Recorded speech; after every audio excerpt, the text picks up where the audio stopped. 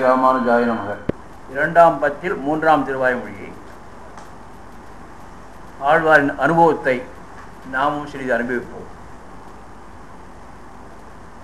அடியேன் ஒன்றை அடிக்கடி நினைவுபடுத்துகிறேன். இது அமிர்தம், பக்தாமிர்தம்.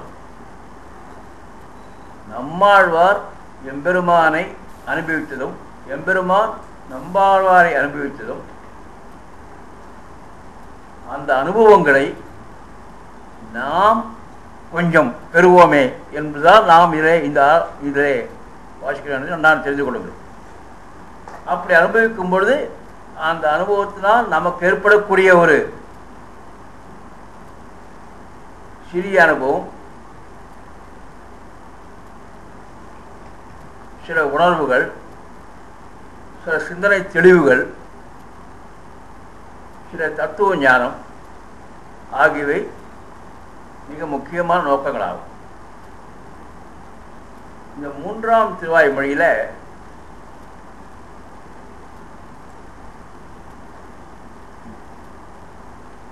ஆழ்வார் முதல் திருவாய்மொழியில் ஆற்றாமை காரணமாக, பிரிவாற்றாமை காரணமாக எம்பெருமான் தன்னை விட்டு பிரிந்து விட்டார் என்ற ஒரு ஏக்கம், ஏற்றாமையின் காரணமாக ஆழ்வார் தானான தன்மையை அழித்து கொண்டு தலைவியாக கருதி கொண்டு தன்னை சுற்றி உள்ள சில பறவையினங்கள், சில அசேதன பொருள்கள், கடல், மேகம் போன்றவைகளை எல்லாவற்றிலும் உரையாடிக்கொண்டு அவைகளும் தன்னை போன்றவே எம்பெருமானை பிரிந்த பிரிவாற்றாமையால் இயங்குவதாக நினைத்து கொண்டு பாசங்கள் 10 பாசங்கள் அமைத்து கடைசி பாசனத்திலே 10வது பாசனத்திலே எம்பெருமான் வந்து சேர்ந்ததாக கூறி முடிக்கிறார், தலை கட்டுகிறார். அப்படி எம்பெருமான் இவருடைய ஆற்றாமையை தணிப்பதற்காக வந்து சேர்ந்து கலந்தவுடனே இப்போ 3ஆம் பாசனத்திலே அந்த கலவி இன்பம், அந்த கலந்த இன்பத்தினாலே இவர் படும் சுகங்களை மிக அழகாக விளக்குவதால் அந்த 10 பாசனங்கள். அதாவது எம்பெருமான் ஆழ்வாரிடம் கலந்ததினால ஏற்படக்கூடிய சுக அனுபவங்களைத்தான் இந்த 10 பாசனங்களிலே விளக்குகிறார். அதில் ஒரு சின்ன கேள்வி எழும். என்னவென்றால், முதல் திருவாய்மொழியில் பகவான் சேர்ந்தார்னா 3ஆம் திருவாய்மொழியாக வந்து சொல்லுவா, அது சேர்ந்தாப்பா 2ஆம் திருவாய்மொழியை சொல்லணும் அப்படின்னு கேள்வி வரும். அதுக்கு என்ன பதில்னா, முதல் திருவாய்மொழியில் முடிக்கிச்ச 10ஆம் பாசனத்தில் மூவா முதல்வா அப்படின்னு முடிப்பாங்க. மூவா முதல்வா இனி எம்மை சோரேரே அப்படின்ன உடனே அந்த பரத்துவம் ஞாபகம் வந்துடுது.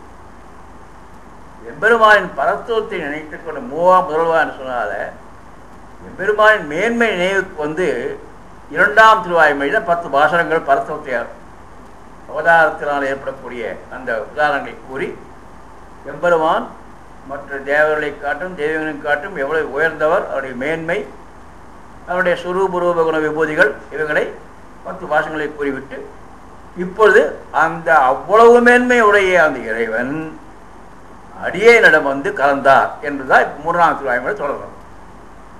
ஆகவே முதல் 2, 3ஆம் பாசனம் கூட தொடர்பதும் பரத்துவம் இடையிலே வந்திருக்கு. என்ன காரணம் என்றால், மூவா முதல்வா என்று பிடித்தது ஒரு காரணம். தன்னை வந்து சேர்ந்தவர் இவ்வளவு மேன்மை உடையவர், நாம் சாமானியன், இப்படி வந்து சேர்ந்தாரே என்று அதனால் ஏற்படக்கூடிய பல மடங்கு அதிக மகிழ்ச்சி, ஆனந்தம், அதைத்தான். அதனால் இடையில ஒரு 10 பாசங்கள் எம்பெருமானுடைய மேன்மையை கூறிவிட்டு இப்பொழுது அந்த கலப்பினால் ஏற்படக்கூடிய இன்ப சுகங்களை, சுகானுபவங்களை கூறுகிறார். இதில் சொல்லிவிட்டு கடைசியில் பாசங்களை முடித்து விட்டு என்ன செய்கிறாருன்னா, இப்படி இந்த இந்த கல்வி அனுபவத்தை என்னுடன் சேர்த்து அனுபவிப்பதற்கு யாராவது இருக்கிறார்களா என்று சுற்றுமுற்றும் பார்த்தாலும் ஆழ்வார். சம்சாரிகள் ஒருத்தரும் கிடைக்கல. தன்னை போல எம்பெருமான் கலவினால் ஏற்படக்கூடிய அந்த பிரம்மானந்தத்தை அனுபவிக்கக்கூடிய ஒரு சம்சாரி கிடைப்பானா என்று கிடைக்கவில்லை. அப்போதுதான் அவர் இயங்குகிறார். அதனால் ஒவ்வொரு நாளும் நித்திய சூரிகள் எம்பெருமானையிடம் கைங்கரியம் செய்து கொண்டு அந்த கைங்கரியத்திலே ஈடுபட்டு கொண்டு அனுபவிக்கிறார்களே, நாமும் நித்திய சூரியனை போய் சேர்ந்தால் எப்போதும் அவர் அனுபவித்துக் கொண்டிருக்கலாமே என்ற ஏக்கத்துடன் என்றுகளோ என்று கடைசியாக முடிக்கிறார். எப்போது நான் சேரப்போகிறேன் நிச்சயங்களுடைய கூட்டத்தில் என்று சொல்லிக்கொண்டு இந்த 10வது பாசத்தை முடிப்பார். இந்த பாசத்தில் அதுதான் இந்த பாசம் கொண்ட அமைப்பு. இதில் என்ன சொல்கிறாருனாக்கா, 100 பாயிண்ட்டு.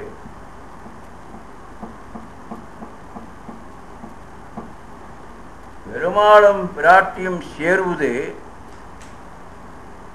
ஏக தத்துவம்னோ. ஏக தத்துவம்னா பெருமாள் ஒரு தத்துவம், பிராட்டியும் ஒரு தத்துவம் கிடையாது. 2 பேரை சேர்க்கை இருப்பதனால அது ஒரு ஏக தத்துவம் அப்படின்னு ஒரு விளக்குவாடு. அதை போன்றே இதுவும் இந்த ஆழ்வாரும் பெருமாளும் சேர்ந்து கூட அது ஒரு ஏக தத்துவம் என்று வியாக்கியான கர்த்தாக்கள் கூறுகிறார். இது ஒரு ஏக தத்துவம். இதில் இன்னொரு அருமையான விஷயம் என்ன சொல்கிறாருன்னா, அந்த முதல் திருவாய்மொழியில் ஆற்றாமை பிரிவாற்றாமை இருக்கும் பொழுது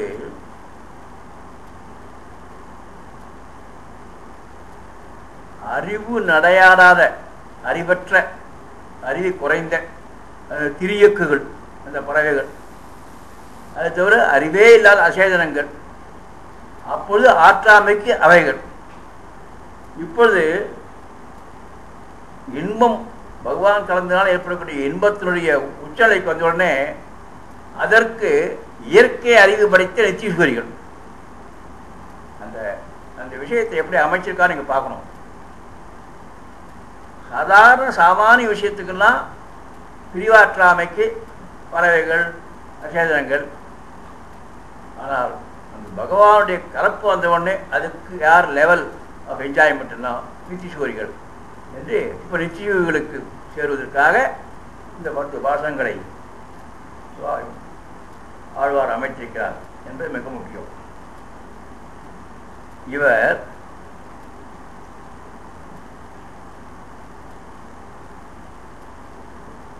ராமாயண வியாக்கியானம் ஒன்று சொல்றார். இவர் உயர்த்தியை அறிந்திருப்பால் ஒருத்தியாகையாலே அப்பெரியவன் இப்படி தாழவிடுவதே என்று அச்செயலிலே தன் நெஞ்சு துவக்கப்பட்டு அது அது என்று கிடக்குமாயிற்று அப்படின்னு ராமாயணத்தில் பிராட்டிக்கும் பெருமாளுக்கு சொல்கிற மாதிரி இந்த இடத்துல அதே மாதிரி ஆழ்வாருக்கும் நாம் ஒரு சாதாரணம் நம்மக்கிட்ட வந்து பெருமாள் கலந்த உடனே நம்ம 2 பேருடைய கலப்பு எப்படி இருக்குன்னா அப்படிப்பட்ட அதுன்னு சொல்லி பெருமைப்படக்கூடிய ஒரு விஷயமா இருக்கு. அப்படி என்ன ஆயிடுச்சுனாக்கா அந்த பேரு கணக்க கணக்க கணக்க பெருமாள் நம்ம கூட கலந்தனால் ஏற்படக்கூடிய பேரு தலையிலிருந்து கால்வலி கணக்க கணக்க கணக்க அந்த இன்ப அனுபவத்தால் ஏற்படக்கூடிய கலவை இன்பத்தால் ஏற்படக்கூடிய அனுபவம் அதிகமாகி கடைசியில் உச்சகட்டத்தில் அவருக்கு இதற்கு எனக்கு கம்பேனியன்ஷிப் துணை யாருன்னா நித்தியசூரிகள் தான் அப்படின்றது. இதில் இந்த பெரியவர்களும் தாழ்ந்தவர்களும் கலந்தா எப்படி இதில் ஒன்று அடியனுக்கு ஏற்பட்ட ஒரு கருத்து, அடியனுடைய கருத்து என்னன்னா, திருவள்ளுவர் வந்து திருக்குறளில் உள்ளுவதெல்லாம் உயர்வுள்ளல் அப்படின்னு பாடுகிறார். உள்ளுவதெல்லாம் உயர்வுள்ளல் திருவள்ளுவருடைய குறள். ஆகவே மற்றவை தள்ள வேண்டும். அதாவது நம்ம இலக்கு வைக்கும்போது எப்பவுமே அற்பத்துக்கு இலக்கு வைக்கக்கூடாது. அது கரெக்டாக கிடைக்கும், சந்தோஷப்பட்டுலாம். கிடைக்கிறதோ இல்லையோ aim at highest. Even if you lose it don't mind it. Your ambition or aspiration or aim must be at the highest. Everest உச்சிக்கு போய் சேரணும் அப்படின்னு எய்ம் வைக்கிறோம் ஒழிய அட்வென்ச்சர் பண்ணுறவங்க பல்லாவரம் மலை, பெருமக்கள் மலை, இங்கே சின்ன சின்ன மலைக்கு போய் ஏறுறது அங்கே எய்ம் வைக்கக்கூடாது. ஆனால் கடைசியில் உண்மை எண்ட் அப் தேர் ஒன்லி. ஆனால் எய்ம் வந்து அந்த ஆம்பிஷன் வந்து aspiration must be at the highest level. அதுதான் எய்மாக இருக்கும். அதுதான் ஆழ்வார். நம்மாழ்வார் ஏன் அவ்வளோ ஃபேமஸ் ஆனார்னா, நான் சொல்கிறேன் இப்போ என்னுடைய அபிப்பிராயம், என்னுடைய கருத்து என்னன்னா, இதை வாசிக்க வாசிக்க வாசிக்க வாசிக்க வாசிக்க எனக்கு தோன்றுவது என்னவென்றால், ஆழ்வாருடைய பெருமை என்ன பெருமைன்னா, ஒரு புளிய மரத்துக்கே பிறந்த ஒரு சாதாரண ஒரு சாமானிய 4ஆம் வர்ணத்தை சேர்ந்த ஒருத்தர் வந்து இவ்வளவு பிரபலமானதுக்கு என்ன மிக முக்கியமான காரணம்னா, அவருடைய கவித்துவம், அவருடைய பக்தி எல்லாம் ஒரு பக்கம் இருந்தாலும் கூட அவருடைய இலக்கு எங்கே வச்சா பாருங்க. இது ஆம்பிஷன் ஏதோ பக்தி செலுத்தினோம் போனோம் அப்படி இல்லாமல் நித்தியசூரிகளில் ஒருத்தராக எண்ணம். அதாவது நித்தியசூரிகள்ன்றது இயற்கை அறிவு மாத்திரம் இல்லை, இயற்கை படைப்பு. பெருமாள் எப்படி வந்து இயற்கையாக தோற்றியவரோ அதே மாதிரி தான் நித்தியசூரி இயற்கை. அவர்களாம் படைக்கப்படுறதில்லை. இங்கேருந்து போகிறவெல்லாம் முக்தாத்மாக்கள் தான். மோட்சத்துக்கு போகிறவங்கள யாராவது மோட்சம் சில பேர் போயிருக்குன்னு இருக்கா. அவளுக்கு முக்தர்கள் தான் பேர். நான் முக்தன் ஆகணும் அப்படின்னு வேண்டிக்கல அவர். நான் மோட்சம் போய் முக்தன் ஆகணும், வெறும் முமுட்சுவாக இருக்கணும் அப்படின்னு ஆசைப்படல அவர். அதுக்கு மேலே நித்தியசூரியாகவே ஆகிடணும், அதோட போயிடணும் அப்படின்னு. ஏன்னா நித்தியசூரிகள் தினமும் பெருமாள் கைங்கரியம் பண்ணிட்டு இருக்காரு இல்லையா, அதுக்காக அப்படி போகணும்னு அவர் எய்ம் வைக்கிறார். அதுதான் இந்த 10 பாசத்தில் இருக்கிற யுனிக் கிரேட்னஸ் ஆஃப் தீஸ். இந்த திருவாய்மொழிக்கு 3ஆம் திருவாய்மொழிக்கு இருக்கிற கிரேட்னஸ் என்பதை தெரிஞ்சுக்கணும். இதுதான் இன்றைக்கு நாம் பார்க்கக்கூடிய முன்னுரை. இப்போ பாசனத்துக்கு வருவோம். பாசனம் புஸ்தகங்கள் எல்லாத்தையும்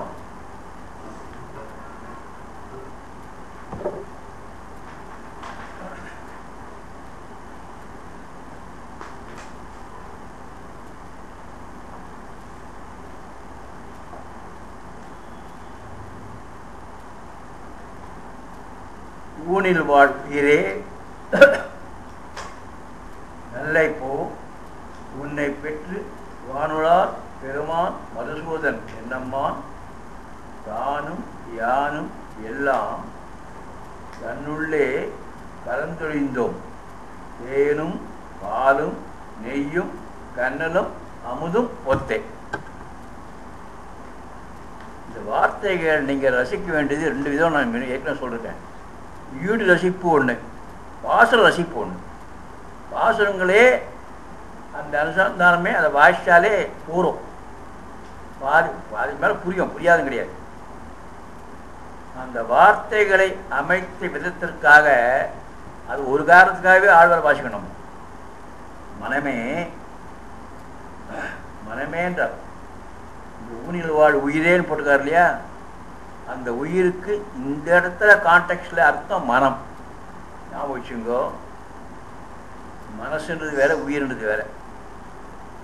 மனசுன்றது அசி தத்துவம், உயிர்ன்றது ஆத்மாவுடைய தமிழ் வார்த்தை. இந்த இடத்துல வந்து உடலில் வசிக்கும் மனமே, மனசுதான் அட்ரஸ் பண்றாரு. நீ மிகவும் நல்லை உன்னை நான் துணையாக பெற்ற காரணத்தால் நித்திசூரியருக்கு தலைவனும் மது என்னும் அரக்கனை கொண்டவனும் என்னை அருமை கொண்டவனுமான இறைவனும் யானும் கலந்த கருவியிலே எல்லா சுவைகளும் உண்டாகுமாறு ஏனும் பாலும் நெய்யும் கருப்பஞ்சாரும் அமுதமாகிய பொருள்கள் தம்மில் கலந்தாற் போல கலந்தோம் அப்படின்ற. இதுல கைங்கரிய சாம்ராஜ்யத்திற்கு இது வந்து நான் இப்போ வாசிச்சது வந்து புருஷோத்தம் நாயுடைய கமெண்ட்ரி மொழிப்புரை. நம்மளுடைய கருத்து பாருங்க என்னன்னு. கைங்கரிய சாம்ராஜ்யத்திற்கு விட்டு பிறந்து வைத்து நடுநாள் அதனை எழுந்து கிடக்க இந்நெஞ்சு அன்றோ இப்போது அதனை தந்தது என்று திருமணத்தை கொண்டாடுகிறார். தான் மனசை கொண்டாடுறார். நான் அகன்று போனேன், என் மனசை கொண்டு சேர்த்துட்டு பெருமாள் அப்படின்றார். எப்பேற்பட்ட அதில் இது பாருங்க. நான் வேற, மனசு வேற. அதாவது என் நெஞ்சு அன்றோ இப்போ அதனை தந்தது அப்படின்றார். இதில் முக்கியமாக பார்க்க வேண்டிய 1-2 கருத்துக்கள் மட்டும் நம்ம பார்ப்போம். உன்னை பெற்று அதுதான் முக்கியமாக பார்க்க வேண்டும். அதாவது ஒன்று வந்து பந்த மோட்சங்களுக்கு காரணம் மனமே என்பதால், மனமே காரணம் என்பதால் அப்படின்னு உயிருக்கு மனம் அர்த்தம் சொல்றார். உயிருக்கு மனம் அது ஒரு இருக்கும். அதை விட முக்கியமாக உன்னை பெற்று, அது பாருங்க, உன்னை பெற்று வாழ்வளார் பெருமான், உன்னை பெற்று பிறப்பிற்கு காரணமான உன்னை மோட்சத்திற்கு காரணமாக பெற்று. இந்த மனசு வந்து இங்கே நான் எவ்வளோ வேணால் பேசலாம். அந்த ஒரு லைனுக்கு காரிகாவலி சாஸ்திரத்தையும் இதை கம்பைன் பண்ணி நான் சொல்கிறேன். அது இப்போ அதுக்கு நேரம் இல்லை, அது வேண்டாம். ஆனால் சுருக்கமாக சொல்கிறேன். ஏன் பேசலாம்னா, இந்த வார்த்தைக்கு மறுபடியும் படிக்க காட்டுங்க. உன்னை பெற்ற பிறப்பிற்கு காரணமான உன்னை மோட்சத்திற்கு காரணமாக பெற்று அப்படின்னு நெஞ்ச பார்த்து சொல்றாரு, மனசை பார்த்து. இந்த மனசு வந்து அசித் தத்துவம். 24 தத்துவங்கள்ல 24வது தத்துவம் அசித்து, 25வது தத்துவம் ஆத்மா உயிர், 26வது தத்துவம் பகவான் ஈஸ்வரன், சித்து அசித் ஈஸ்வரன். இந்த மனசு 24 தத்துவத்துல ஹையஸ்ட் தான் மனசு. இந்த மனசே ஐம்பலங்கள் வழியா போறதுக்கும் அதான் காரணம். இந்த மனசே மோட்சம் போறதுக்கும் காரணம் தான். ரெண்டு பக்கம் மனமேன்ற. ஆகவே அவர் சொல்றது நல்லா புரிஞ்சுக்கோ. மனசை வந்து எப்படி வேணா, அதுக்கு என்ன காரணம்னா, அவர் ஆத்மாவும், இந்த மனசுக்கு அடுத்தது ஆத்மா இல்லையா? இந்த மனசு இருக்கு, அதுக்குள்ள ஆத்மா. மனசு போற வழியே ஆத்மா போச்சுன்னா நம்ம ஆத்மாவுக்கு பாவ புண்ணியங்கள் சேர்றது. மனசு போற வழி இல்லாமல் மனசு இப்படி போச்சுன்னா பெருமாள் வழி, அப்போ ஆத்மா பெருமாள் ஜீவாத்மா பரமாத்மா போய் சேர்றது. ஆகவே ஆத்மாவுக்கு, ஆத்மா என்பது இன்னைக்கு என் உடம்புல இருக்கும், இந்த ஆத்மா அடுத்த நிமிஷம் வேற யார் உடம்புலே போயிருக்கும். இந்த ஆத்மா வந்து கீப்ஸ் டிராவலிங், அதுக்கு இட் இஸ் நோ டெத். கொசுக்கு கூட கொசுல போய் உட்காந்துங்க ஆத்மா, இல்லை சிங்கத்தொகை போய் எங்கே வேணா போகும், ஆத்மா ஒன்றும் கிடையாது. ஆனால் டிபெண்டிங் ஆன் இஸ் கர்மா, கர்ம வினைக்கு. ஆனால் மனசு இருக்க, இந்த மனசை நம்ம வந்து எப்படி வச்சுக்கிறோமோ அதுக்கு தகுந்த மாதிரி தான் எல்லாமே அமையிறது. இந்த பிறப்பு நம்ம ஓல் பர்த் ஓல் லைஃப்பில் நம்முடைய தாட்ஸ் என்னவோ அதுதான் எல்லாமே. வேர்ட்ஸ் டீட்ஸ் எல்லாம் பேஸ்ட் ஆன் தாட்ஸ். அந்த உள்ள பரமாத்மா இருக்கார் அந்தர்யாமியா, அவர் சிச்சினை வேடிக்கை பார்த்துருக்கிறது தான். இஸ் ஒன்லி ஸ்பெக்டேட்டர், ஜாலியாக என்ஜாய் பண்ணுறார், இதாக பண்ணிக்கணும். அதனால் வந்து ஆத்மாவுக்கும் மனசுக்கும் தான் அங்கே ப்ராப்ளம். அந்த இடத்துல வந்து மோட்சத்துக்கு காரணமாக பெற்று, அதாவது இறைவனும் என்றும் உடன், அவன் சம்பந்தமும் அனாதி. அதாவது நம்முடைய இறைவனும் என்றும் உடன், அவன் சம்பந்தமும் அனாதி. இறைவனுக்கு நம்ம சம்பந்தமும் பழைய ரொம்ப நாளாக இருக்கு. அவன் எதிர்சூழலுக்கு தெரியவும் நீ அவனுக்கு முகம் காட்டாமையால் அன்றோ நெடுங்காலம் இழந்திருந்தாய். இன்று நீ முகம் காட்டினதால் இப்பேறு கற்றது. பகவான் நீ வந்து பக்கத்திலே பெருமாள் இருக்கார், பாசாதி பெருமாள் இருக்கார். வேண்டாம் அப்படின்னா வேண்டாம், வேணும்னா வேணும். மனசுதான் டிசைட் பண்ணுறது. நீ முகம் அவரை எதிர்சூழல் புக்கு எப்படியா இருப்பார், அதை பற்றி நீ பகவானை பற்றி நீ பேசாத. நீ வந்து முகம் காட்டாமையால் என்றோ நெடுங்காலம் இழந்திருந்தாய், இன்று நீ முகம் காட்டினால் இந்த பேரு பெற்றது அப்படின்னு மனசை பற்றி முதலேருந்தே பார்த்துக்க. நீங்கள் பார்த்துங்க, முதல் பாசத்திலே மனநேன்னார், மனசேன்னார். அதனால் அடிக்கடி இந்த மனசை பார்த்து சொல்கிற விஷயங்கள் ஜாஸ்தி. இது கான்ட்ரியாக பின்னால் ஒன்று சொல்லப்படுறாரு, ஞாபகம் வச்சுக்கோ. இப்பயே சொல்லிடக்கூடாது. இந்த பாயிண்ட்டுக்கு இந்த ஃபிலாசபி சொல்லிச்செல்லாம் கொஞ்சம் நீங்கள் கூட என்ன நிறைய டிஸ்கிரிப்ஷன் தான் இருக்கும் ஆழ்வாரில். அது நடுவில் அருமையான ஃபிலாசபி இருக்கும். இது கான்ட்ரினா யூ டெவலப், இந்த பாயிண்ட் டெவலப் பண்ணி அப்புறம் ஒன்று சொல்லுவார். இந்த பாயிண்ட் விட்டுருவோம், அடுத்தது பார்க்கலாம். எல்லாம் தன்னுள்ளே கலந்தொழிந்தோம். அதாவது இந்த இடத்துல ரொம்ப முக்கியம். இதை இந்த எல்லாம் தன்னுள்ளே கலந்தொழிந்தோம் அப்படிங்கிறது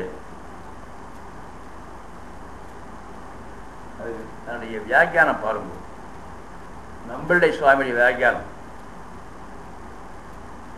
1000 என்ற எண்ணுடன் 1 என்ற எண்ணும் கடல் நீருடன் குளப்படி நீரும்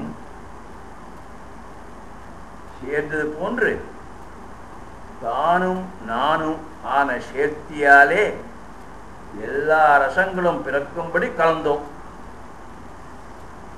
என்ன தெரியுமா? அது நம்ம ஒரு கதை சொல்லுவோம் தெரியுமா? நமக்கு நீ வந்து அரிசி கொண்டா, நான் உண்மை கொண்டுறேன், 2 பேர் கலந்து ஊதி வைத்துணுவோம், நான் கொண்டு உண்மை.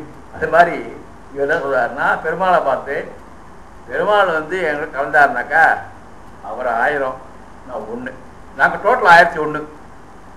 நான் என்கிட்ட இப்போ இருக்கிறது 1001. ரொம்ப சொல்கிறேன் 1001. அவர் கடல் நீர், நான் குளப்படி தண்ணி. குளப்படினா 2 அர்த்தம் உண்டு. இந்த குளத்தக்கரையில் இருக்கிற படிக்கிட்ட கொஞ்சம் தண்ணி தேங்கி இருக்குமே, அந்த ஒரு ட்ராப் ஆஃப் வாட்டர், அது கடல். அல்லது இன்னொன்று குளப்பட்டினதுக்கு எதே வந்து குளம்படி, அங்கங்கே மிருகங்கள் பிள்ளையெல்லாம் போய் இந்த அங்கங்கே பழம் கொண்டு அதில் தண்ணி தேங்கி இருக்கும். அவ்வளோதான் நான். அவன் கடல். 2 பண்ணா சேர்ந்து நான் கடல். நான் சந்தோஷப்படுறேன் பாருங்க. குளப்படி தண்ணி சந்தோஷப்படுறது, நான் கடல்னு. அப்படிதான் அவன் என்கிட்ட கலந்துனடியா. அப்படிதான் என்னுடைய என்ஜாய்மெண்ட் கேட்டது. எப்பேற்பட்ட பாருங்க, நான் டோட்டல் 1000 சந்தோஷப்படுறோம் எந்தது போன்று சேர்த்தி. நம்ம இந்த சேர்த்தி இருக்க எல்லா ரசங்களும் பிறக்கும்படி கலந்தோம். நித்திய விபூதியில் சென்று புகினும் இப்பேற்றை அசையிட்டு இருக்கும் இத்தனை இதன் பிரிவின்மையே அங்குள்ளது. இது அங்கே மாத்திரம் என்ன இருக்கு? நிச்சயர்கள் மாத்திரம் என்ன பண்ணுறா? பகவான் கலந்து என்ஜாய் பண்ணுறா. இப்போ நான் எனக்கு அந்த நிச்சயர்களுக்கு என்ன வேணுமோ அதை எனக்கு கிடைச்சிடுச்சு. சொல்லப்படுறாங்க. இறைவன் ஞான ஆனந்தத்தை மிகுதியும், இறைவனின் ஞான ஆனந்தத்தின் மிகுதியும் ஆழ்வாரின் சிறுமையும் ஒப்பிடுறார்கள். இதில் தேனும் பாலும் சொல்றா பாருங்க. தேனும் தேனும் கலந்தாற் போலவும் பாலும் பாலும் கலந்தாற் போலவும் 2 எத்தனை அர்த்தம் சொல்றா பாருங்க. தேனும் பாலும் நெய்யும் கண்ணனும் அமுதும் கலந்து, அது ஒரு ஃபுட்டு. இன்னொரு அர்த்தம் என்னன்னா, தேனும் தேனும் கலந்து, நெய்யும் நெய்யும் கலந்து, கண்ணனும் கண்ணனும் கலந்து, அப்படி நாங்கள் 2 பேர் கலக்குறது அப்படின்னு அது ஒரு அர்த்தம் சொல்றாரு. கண்ணனும் கலந்து அது அப்புறம் கலந்தது. அதுக்கு என்ன எவ்வளோ ரசமாக இருந்ததுனாக்கா சர்வரசக சர்வ கந்தக அப்படின்ற தானும் நானுமாக கலவைக்குள்ளே எல்லா ரசங்களும் பிறக்குப்படி கலந்தோம் அப்படின்றார். இது சாந்தோக உபநிஷத்துல எடுத்த ஒரு பாயிண்ட்டு. சாந்தோக உபநிஷத்தில் இது சொல்றார், இந்த சர்வரச சர்வகந்தன்றது. ஆகவே பகவானோடு கலந்த இன்பத்தை பற்றி முதல் பாசத்தை நம்ம பார்த்தோம். முதல் பாசத்தை பொறுத்த நேரமே மற்ற பாசம் கொடுக்குறேன்னு எதிர்பார்க்காதுங்க, அது முடியாது, டைம் இருக்காது. 2வது பாசம் கொஞ்சம் வேகமாக போகலாம். ஒத்தார் மெக்காரை இளையாய மாமாயா ஒத்தாய் எப்பொருட்கும் உயிராய் என்னை பெற்ற அத்தாயாய் தந்தையாய் அறியாதன அறிவித்து அத்தா நீ செய்தன அறியேன் அறியேனே. ஒப்பாரும் மிக்காரும் இல்லாத மிகப்பெரிய ஆச்சரியமான குணங்களும் செயல்களும் உடையவனே, அந்தந்த பொருளுக்கு தக்க நிலைகளை உடையவனாகி வந்து அவதரித்தவனே, சுவாமியே என் உயிராகி என்னை பெற்ற தாயாகி தந்தையாகி அறியாதவற்றை எல்லாம் அறியச் செய்து நீ செய்த காரியங்களை அடியேன் அறிவேன். அறியாதவற்றையெல்லாம் அறியச் செய்து அப்படிதான் முக்கியம். இதில் அறியாதன அறிவித்தினார பாருங்கோ, அதான் முக்கியம். இந்த சென்டென்ஸில் இந்த பாசத்தில் இதான் முக்கியம். என் உயிராகி என்னை பெற்ற தாயாகி தந்தையாகி அறியாதவற்றையெல்லாம் அறியச் செய்து நீ செய்த காரியங்களை அடியேன் அறியேன் அப்படின்னு. இதில் அகன்ற நம்மை அவன் திருவடிகளிலே சேரவிட்டு நெஞ்சல்லவா நம்மளுடைய ஒரு இன்ஜினியூட்டிங் ஒன்று ஒரு படம். அவருடைய ஞானம் அகன்ற நம்மை அவன் திருவடிகளிலே சேர விட்டது நெஞ்சல்லவா என்று தன் நெஞ்சை புகழும்போது நெஞ்சு சொல்லித்தான் நீர் காரணம் அறியாமல் வழிபோவாரை கொண்டாடுவது ஏன் அப்படின்னு. என்னையும் இசைவித்த இறைவனை கொண்டாடுவீராக அப்படின்னு நீ சொல்லலாம். நீ நெஞ்ச பார்த்து புகழ்ந்தார் இல்லையா, நீ தான் என்னை கொண்டு பகவான் சேர்த்தேன்னு. வைத்துக்கார என்னை இசைவித்தனும் இறைவன் தான், அதனால் அவனை கொண்டாடியா என்னையா கொண்டாடி கேட்கிறோம்.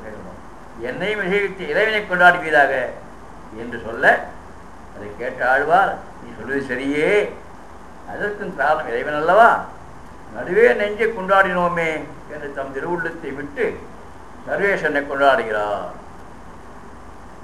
அதில் இது எதுக்காக நான் சொன்னேன்னாக்கா, நெஞ்சுன்றது அதையும் இசை வைத்தது எம்பெருமான் தான் அப்படின்னு நீங்க சொல்றோம்.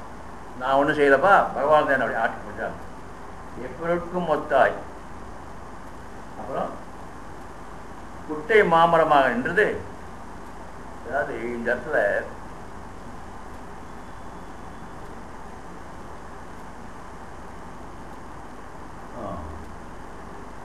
ஒத்தாரும் மிக்காரும் இல்லையாய், நீயே இதர காதிகளில் அவதரித்தாய்.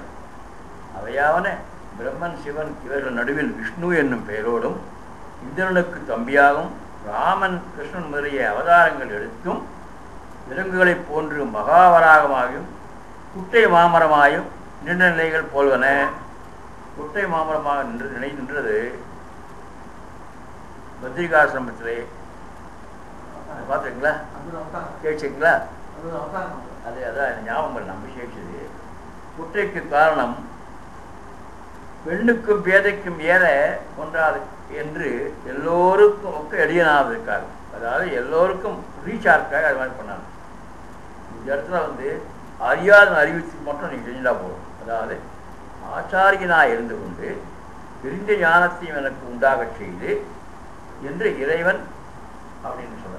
அதுக்கு இறைவன் ஆச்சாரியன் ஆவானோ, ஆச்சாரியன் வேற இறைவன் வேறையாச்சு, ரெண்டு பேரும் இப்படி ஒன்றாக முடியும் அப்படிங்க. அதுக்கு என்ன சொல்றாருன்னா, இறைவன் சொல்றார் எங்க வருதுன்னா வேற ஒரு இதில் வருது, ராமாயணத்திலே வருது.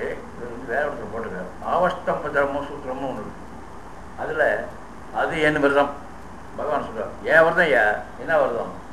அறியாத உனக்கு அறிவிக்கிறது ஏன் விரதம்.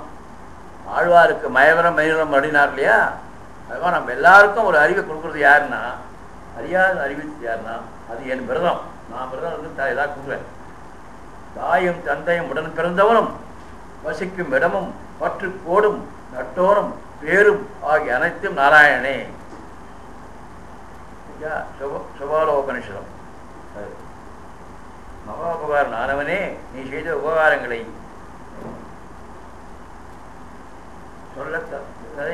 என்னால் சொல்ல தலைக்கட்ட போவோம்.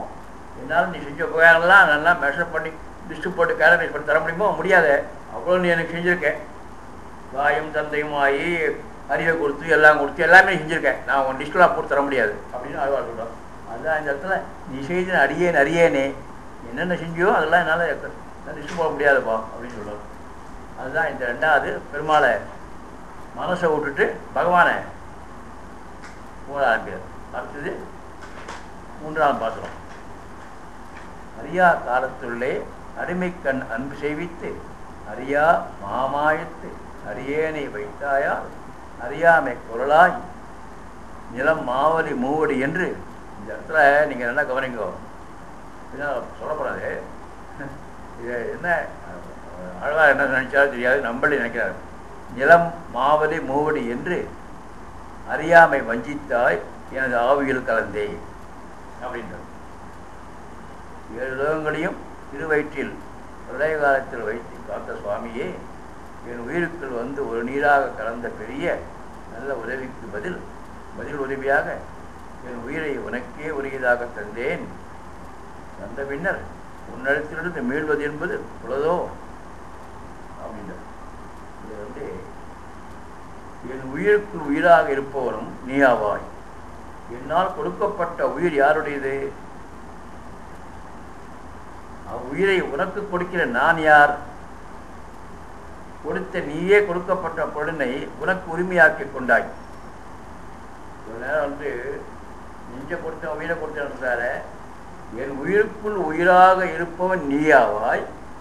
என்னால் கொடுக்கப்பட்ட உயிர் யாருடையது? அந்த உயிர் உன்னது. அதை முன்னாலே சொல்லிருக்கேன்.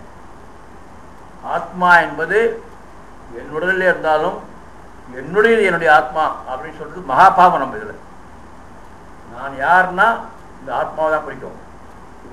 நான் வந்து ஆத்மா தான் குறிக்கும். ஆனால் ஆத்மா எந்த இல்லை, இட் பிலாங்ஸ் டு பகவான் தான். நம்ம கிட்ட இருக்குது அவ்வளோதான். அதனால நான் ஆத்மா என்னதுன்னு நினைச்சாலே அது பாவம். எப்போதும் ஆத்மா வந்து உரிமையாளர் வந்து பகவான் தான். ஆகவே என்ன சொல்றாருன்னா, உயிரை உனக்கு கொடுக்கிற நான் யார்? நான் அவனுக்கு உயிரை கொடுத்துட்டேன், சமர்ப்பணம் பண்ணேன்னா சமர்ப்பணம் நான் யார் சமர்ப்பணம் பண்ணுறது? உயிர் ஒன்றுது. அதனால் நான் ஒன்றுதான் திருப்பி கொடுத்தா அது நான் சமர்ப்பணம் பண்ணாமல் அர்த்தமாகுமா? நான் கொடுத்த நீயே கொடுக்கப்பட்ட பொருளை உனக்கு உரிமையாக்கி கொண்டாய், நீயே உரிமையாக்கி கொண்டாய். அவன் திருவள்ளிலேயே ஆத்ம சமர்ப்பணத்தை பண்ணி கையில் இருக்க முடியாது. அப்புறம் மிக முக்கியமான பாயிண்ட்டு, ஆராய்ந்து பார்த்தால் அவன் பொருளை அவனுக்கு கொடுத்தாய்விட்டது. எனது ஆவி ஆவியும் நீ என்கிறார்.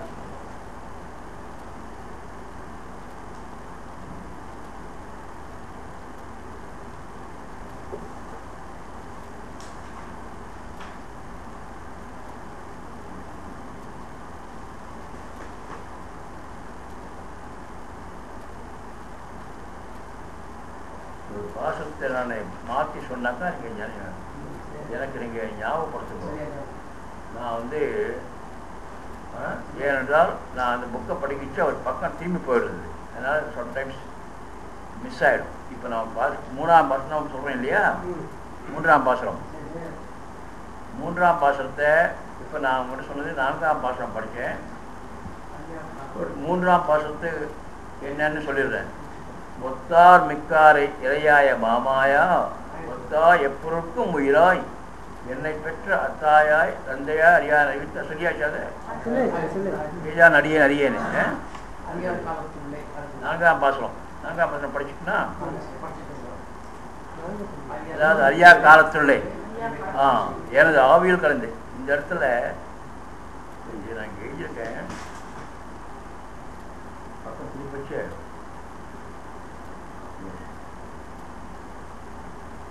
ஆராய்ந்து பார்த்தால் அவர்களுடைய ஆராய்ந்து எனது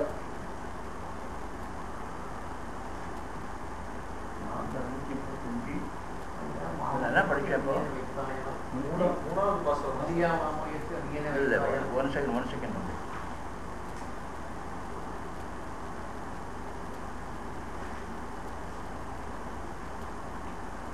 ஐயா காலத்துல வாசிச்சனா இது மூணாம் மாசம் தான் இருக்கேன். அதான் இப்ப சொன்னேன் இல்லையா, அரியா காலத்துல இப்ப நான் வாசிச்சேன் பாசனம். இல்ல இப்ப நான் வாசிச்ச பாசனம் கடைசியா அரியா காலத்துல தானே. சரி, அதனுடைய அர்த்தத்தை சொல்றோம் கேட்டு. பெரிய பிராட்டி யாரும் அறியாதவாறு வாமன அவதாரம் செய்து மாவலி மூவடி நிலம் என்று இருந்து அசுரகுரு சுக்கிரன் சொற்களை மகாபலி அறியாதவாறு அவனை வஞ்சித்தது போன்று என் ஆவியில் கலந்து மிக கொடிய இப்பிறவியில் அகப்பட்டிருக்கும் என்னை இளமையிலிருந்தே அடிமை செய்வதில் மிகப்பெரிய அவாவை எனக்கு உண்டாக்கி வைத்தாள் அப்படின்னு இந்த பாசனத்தினுடைய ஒளிப்பறை. சும்மா நீங்க இதை விட மிக முக்கியமாக இந்த கருத்து தெரிஞ்சுக்கணும். என்னன்னா, அறிவற்ற இளம் பருவத்தில் சம்பந்த ஞானத்தை பிறப்பித்தாய், பிறப்பித்த ஞானத்தை அழிக்கக்கூடிய சரீரத்துடன் என்னை வைத்தாய் எனும் வெறுப்பாலே சொல்கிறார். ஆளவந்தார் சொல்றது. ஆளவந்தாருடைய நிர்வாகம் என்னன்னா, அதுக்கு ஆளவந்தாருடைய அர்த்தம் என்ன சொல்றாருன்னா, அறிவற்ற இங்க பாருங்க ஒரு சின்ன பாயிண்ட். இதுல என்னன்னா,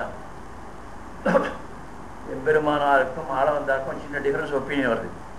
ஆளவந்தார் என்ன சொல்றாருன்னா, அறிவற்ற இளம்பருவத்திலே சம்பந்த ஞானத்தை பிறப்பிக்க, சின்ன வயசுல பிறப்பித்த ஞானத்தை அழிக்கக்கூடிய சரீரத்துடன் என்னை வைத்தாய். அது உங்களுக்கு புரியுதான்னு தெரியல.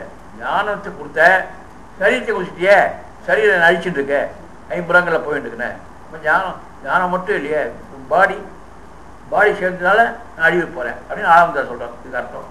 ஆனால் ராமானுஜர் அர்த்தம் கொஞ்சம் வித்தியாசமாக சொல்கிறேன். என்னன்னா, நடுவே பிரீதியின்மை தோற்ற சொல்லும் பாட்டு சேராது, அழிவுன்ற பார்த்து வரக்கூடாதுன்றது ராமானுஜருடைய அர்த்தம். ஸ்ட்ரைட்டாக வித்தியாசப்படுறாரு. என்ன சொல்கிறாரு ராமானுஜருடைய அர்த்தம்? என்ன சொல்கிறாருன்னா, அறியா மாமாயத்து அரியனை அறியா காலத்துள்ளே அடிமைக்கண் அன்பு செய்வித்து வைத்தாய் அப்படின்னு அர்த்தம். நான் அறியா காலத்தில் இருந்தேன், அப்போ அரியனை அறியா காலத்துள்ளேயே அடிமைக்கண் அன்பு செய்வித்து வைத்தாய் என்று இதனையும் ஒரு உபகாரமாக்கி அருளி செய்தார். நம்மளே சொல்றது இது ஒரு உபகாரம் தான். என்னன்னா, சின்ன வயதிலே ஞானத்தை கொடுத்த என்பதுதான் உபகாரம் ஒழிய அங்கே உடலை கொடுத்தா என்று வரக்கூடாது. அது மாதிரி உடலை அது மாதிரி ஒரு நெகட்டிவ் பாயிண்ட் வரக்கூடாதுன்னு ராமானுஜருக்கும் ஆளவந்தாருக்கும் ஒரு சின்ன டிஃபரன்ஸ். அது நீங்கள் இதெல்லாம் கருத்து வேறுபாடுல ஒன்று வச்சுக்கோ. ஆளவந்தாரெலாம் ராமானுஜருக்கே ஆச்சாரியன் குரு. நேராக பார்க்கலன்னு கூட ஆச்சாரியம் ஆளவந்தார் சொல்லப்படியா ராமானுஜரெல்லாம் கேட்டிருக்காரு பின்னால். ஆனால் இவ எல்லாருக்குமே ஒரு ஆச்சாரியனுடைய வியாக்கியானங்கள் மற்ற எல்லாம் எதுவும் பார்த்தோம்னாக்கா அங்கங்கே சில கருத்து வேறுபாடுகள்லாம் வரும். நிர்வாகங்களில் கருத்து வேறுபாடுனா சண்டைன்னு நினச்சக்கூடாது. ஃபஸ்ட்டு நம்மக்கிட்ட ஒரு பெரிய தப்பு. நம்ம அவங்களில் மற்ற கூட்டங்கள்லாம் பார்த்தா கருத்து வேறுபாடுனா ஒன்று சண்டை, டிஸ்பியூட் ஆகிடும். அப்படிலாம் கிடையாது. ஒவ்வொருத்தருக்கும் ஒரு அறிவுன்னு ஒன்று தோன்றும், சொல்லுவான், அவ்வளோதான். இதோட எது சரியா இருக்கோ நீங்கள் எடுத்துக்கோங்க, அவ்வளோதான்.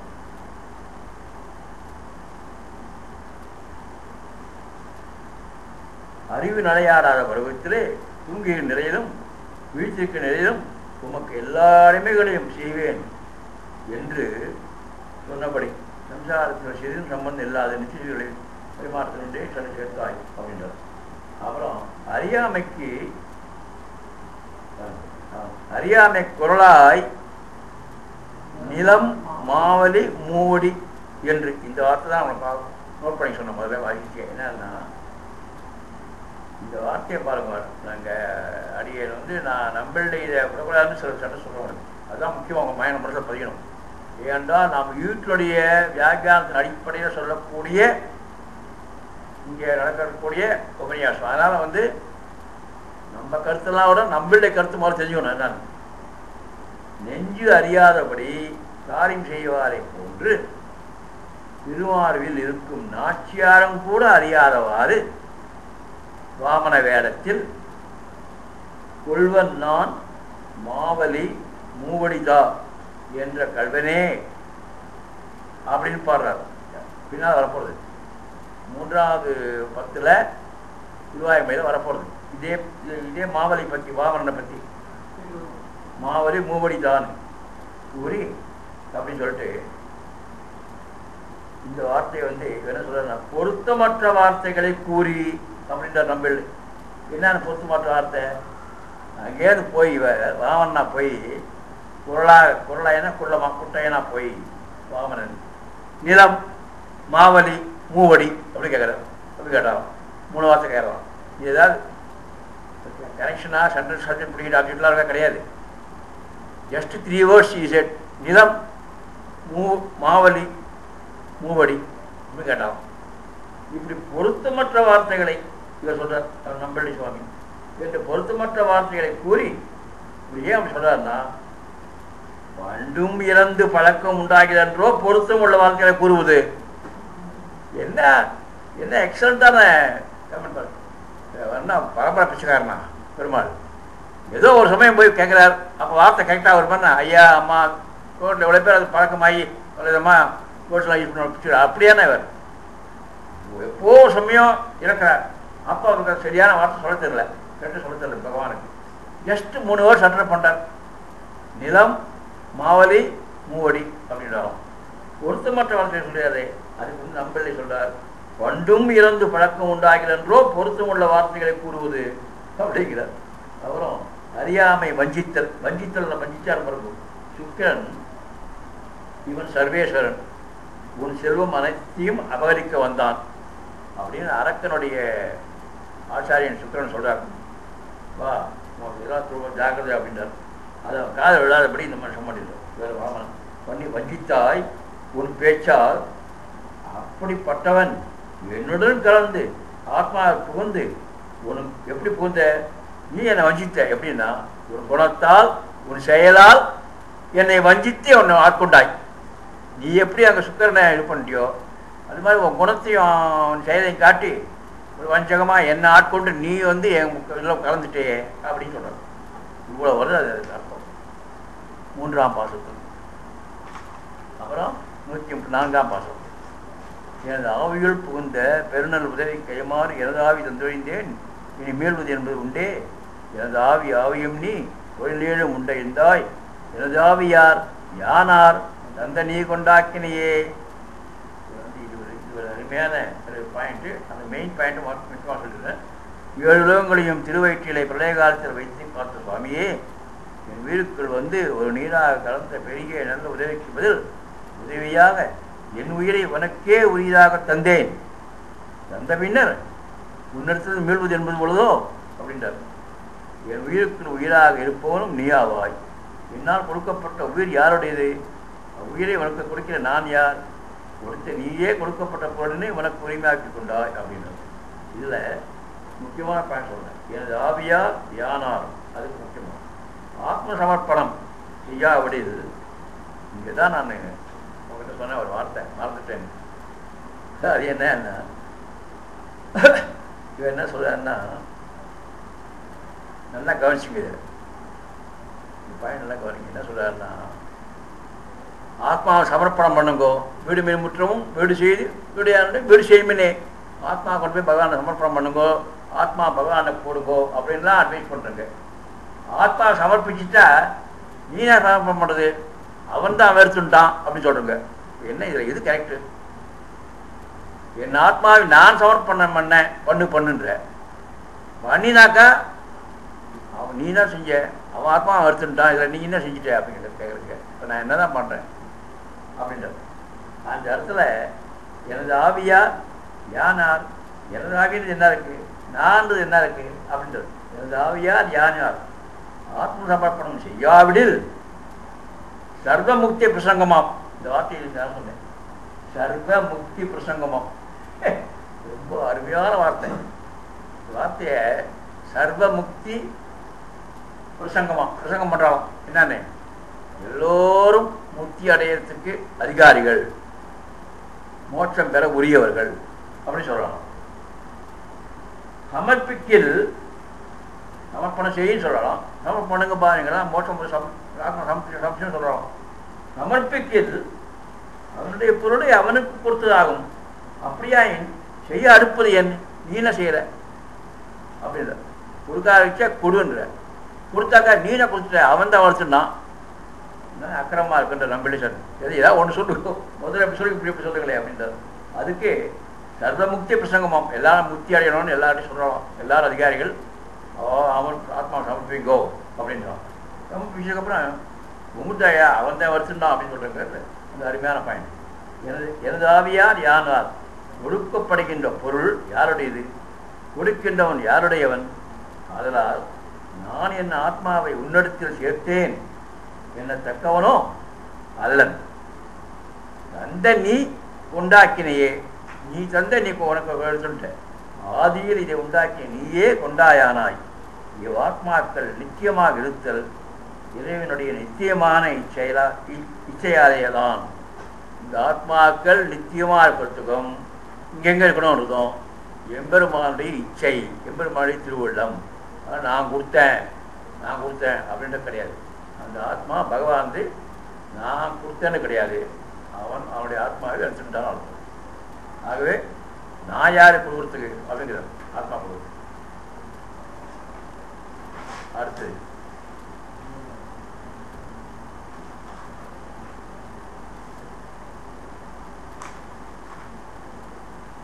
இனியார் ஞானங்களால் இழுத்தல் எழாது என்றாய் கனிவார் வீட்டின்பமே என் கடற்படா அமுதே தனியேன் வாழ்முதலே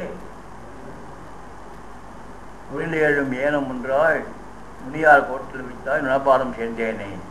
இதில் நான் பெற்ற இப்பேற்றுக்கு மூல காரணமானவனே உன் திருவிழிகளை சேர்ந்தேனே என்றோ ஞான லாபமே அமையுமோ வேறு வேண்டாவோ எனக்கும் பிரதம சுக்கிரதம் ஆதியில் உண்டான புண்ணியம் நீயேயாய் என்னை சம்சாரிகளிலே வேறுபட்டவன் ஆக்கின அன்றே பெற்றேனே ஒன்றோ என்கிறார். முக்கியமாக என்னன்னா, உண்மையோ தலைவா இன்னின்று நீர்மை இனியா முறாமை சொன்னார். திருவருத்தர் சொன்னார். முதல்ல திருவருத்தர் ஒரு பாசம் சொன்னேன், பொய் நின்ற ஞானம் பொல்லா ஒழுக்கம் அதில் வரும். உண்மையோ தலைவா இன்னின்று நீர்மை இனியா முறாமை என்னும்படி அறிவை தந்த போதே, முதலுக்கு நீ அறிவு தந்த போதே உன் திருவடிகளை பெற்றேனே என்றோ. இன்னைக்குதான் பெற்றேன் இல்லை, அன்னைக்கே நான் எப்போ முதல்ல திருவிருத்த ஆரம்பிச்சனும் அன்னைக்கே நீ வந்து உன் திருவுகளை எனக்கு கொடுத்துட்ட அப்படிங்கிறது. ஆனால் இப்போதான் பெற்றேன் கிடையாது, அன்றே பெற்றேனே என்றோ இருக்கிறார். இது 5வது பாடம். அடுத்தது, சேர்ந்தார் தீவரிகளுக்கு அருணஞ்சை நிம்மதியை ஈர்ந்தார் சம்மனத்து பெரியாத அவர் உயிரை சோர்ந்தே புகழ்படா சுடரை அரக்கியமைக்கு இருந்தாய் அடியேன் அடைந்தேன் முதல் முன்னமே.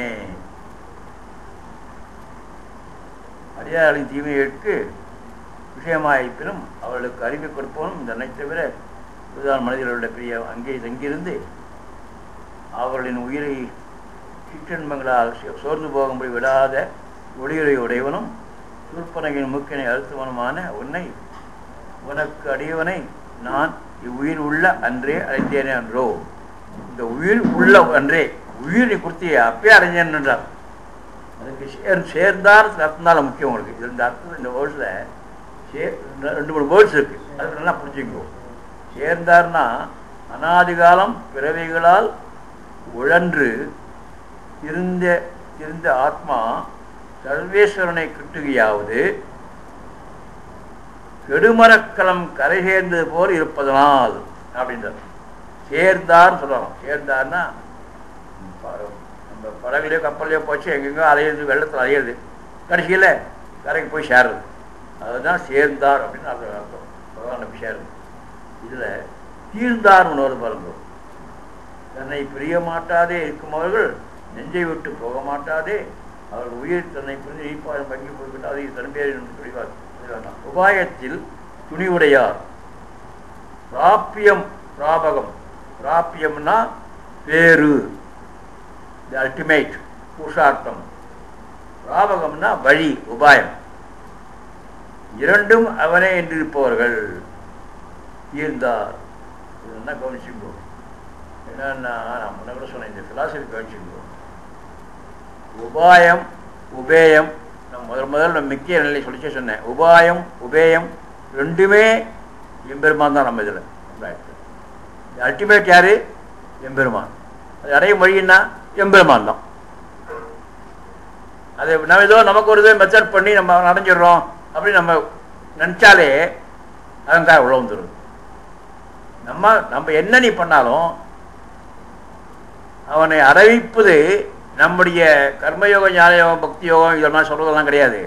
அவனை அறிவிப்பது, அந்த சுவிட்சை போடுறது அவனுடைய திருவுருள் தான், அவன் அருள் தான். அவன் அருள் அல்லது அருள் இல்லை என்னால் வரும். அவன் அருள் அல்லது அருள் அல்ல. ஆகவே யாரை சேரணும், அவன் எப்படி சேரணும், அதுவும் அவன் தான், அவனுடைய அருள் தான். அதுதான் ரொம்ப முக்கியம். இருந்தார் அடியே அடைந்தே முதல் மன்னமே இன்றோ பெற்றது இவ்விதமாக உள்ள அன்றே பெற்றேன் அல்லனும் அப்படின்ற கலவியின் மிகுதியாலே அத்தை மறந்து முன்னே பெற்றேன் இல்லையனோ முன்னும் பழையதாக. அதனால ஏதோ இப்போதான் பெற்ற மாதிரி கலவைன்னு சொல்லிட்டு இருக்கேன். எப்போவோ உன்னுடைய இன்பத்தை நான் பெற்றாட்சியோடைய கலை இன்பத்தை அப்படின்னு சொல்றாரு. அடுத்து 7வது பாசம்.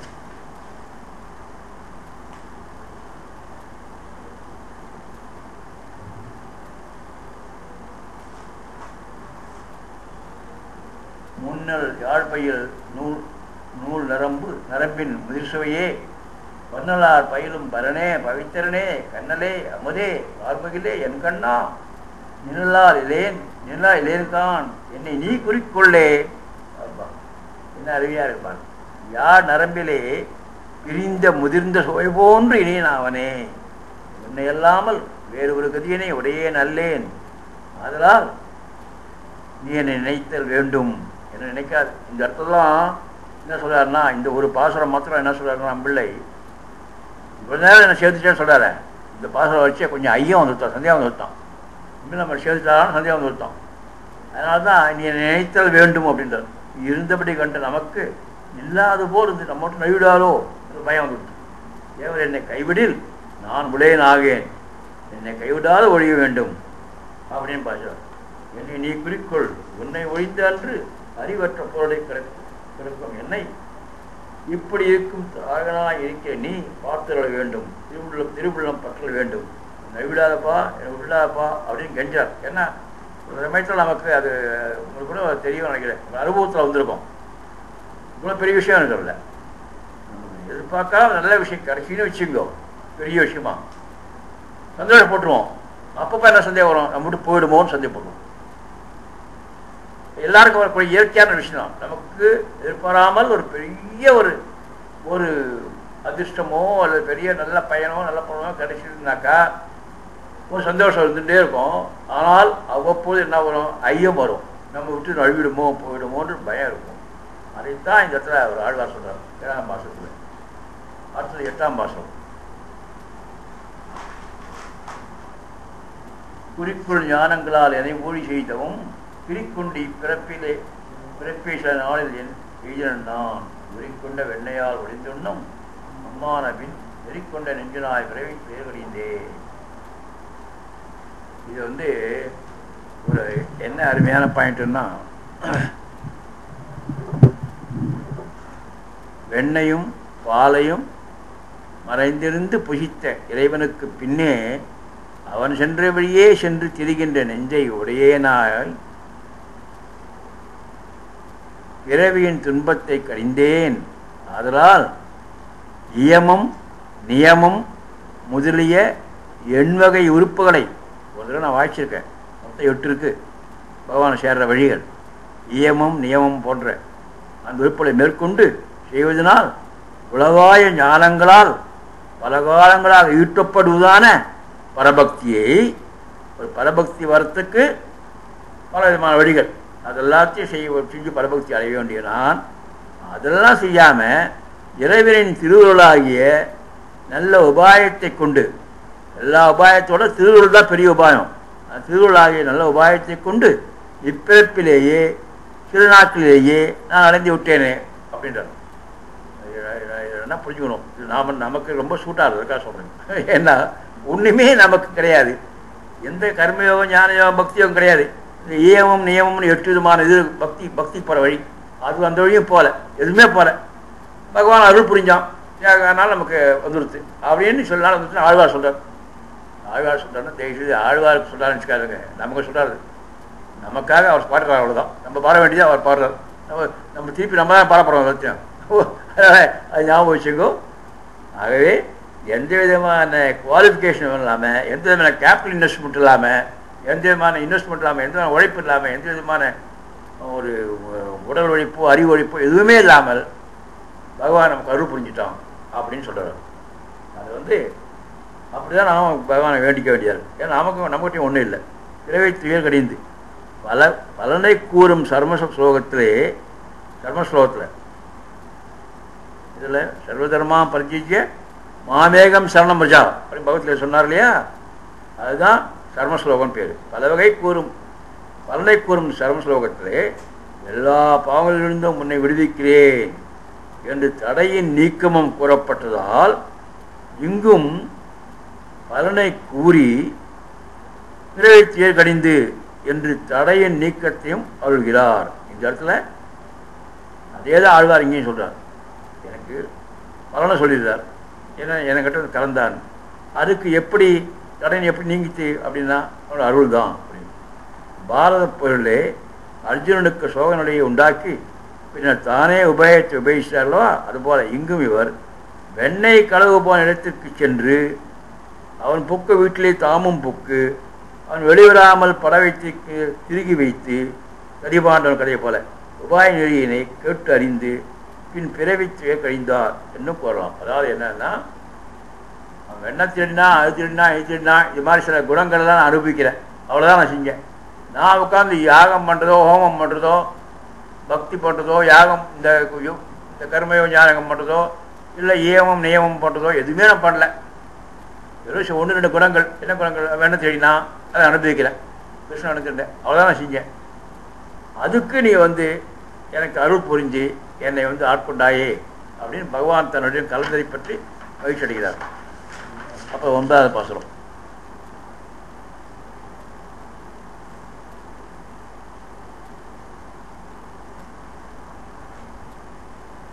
கடிவார் தன்னன் துழாய கண்ணன் விண்ணவர் பெருமான் வடிவானம் இறந்த பரமன் பவித்திரன் சீர். சீர்னா இதில் ஞாபகம் வச்சுக்கோங்க. சீர்னாக்கா கல்யாண குணங்கள், அதாவது பகவானுடைய திருக்கல்யாண குணங்களுக்கு சீர்னு ஒரு வார்த்தை உண்டு. சீர் ஒரு வார்த்தையை வர இடத்துலலாம் தெரிஞ்சுங்க. முக்கியமான சில இடங்களில் கல்யாண குணங்கள். செடியார் நோய்கள் கெடப்படிந்து நோய்கள் கெட படிந்து உடைந்து ஆடி அடியேன் வாய்மடுத்து பருகி கழித்தேனே. என்ன கவனிச்சுங்க, எம்பெருமானை நம்மாழ்வார் எம்பெருமான் கலந்ததை நம்மாழ்வார் எப்படி அனுபவிக்கிறார் பாருங்க. செடியார் நோயில் கடை படிந்து குடைந்து ஆடி அடியேன் வாய்மடுத்தி பருகி கழித்தேன். இந்த 2 பேர் தான் முக்கியம். ஆகவே அந்த 2 வரைக்கும் பற்றி நான் முக்கியமாக சொல்கிறேன். செடியார் கழித்தேனே, அதாவது